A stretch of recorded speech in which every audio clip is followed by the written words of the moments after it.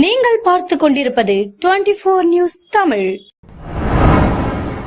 கீழ்வேளூர் அரசு மருத்துவமனையில் மருத்துவர் செவிலியர்கள் பற்றாக்குறையை கண்டித்து மார்க்சிஸ்ட் கம்யூனிஸ்ட் கட்சியினர் மருத்துவமனையை முற்றுகையிட்டு போராட்டத்தில் ஈடுபட்டனர். நாகப்பட்டினம் மாவட்டம் கீழ்வேளூரில் செயல்படும் தாலுகா அரசு மருத்துவமனையில் நிலவும் மருத்துவர்கள் மற்றும் செவிலியர்கள் பற்றாக்குறையை நிவர்த்தி செய்யாத மாவட்ட நிர்வாகம் மற்றும் சுகாதாரத்துறையை கண்டித்து மார்க்சிஸ்ட் கம்யூனிஸ்ட் கட்சி சார்பில் கண்டன ஆர்ப்பாட்டம் நடைபெற்றது.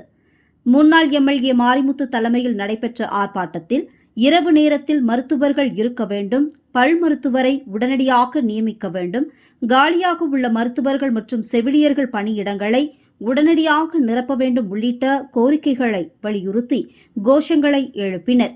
ஆர்ப்பாட்டத்தில் ஈடுபட்டவர்கள் திடீரென மருத்துவமனையை முற்றுகையிட்டதால் பரபரப்பு ஏற்பட்டது. போராட்டத்தில் ஈடுபட்டவர்களிடம் கீழ்வேளூர் வட்டாட்சியர் கவிதாஸ் தலைமையில் பேச்சுவார்த்தை நடத்தினர். இது சம்பந்தமாக அதிகாரிகளுடன் இருதரப்பு பேச்சுவார்த்தை நடத்தி கோரிக்கையை நிறைவேற்ற நடவடிக்கைகள் எடுக்கப்படும் என உறுதியளித்ததை தொடர்ந்து போராட்டத்தை கைவிட்டு கலைந்து சென்றனர்.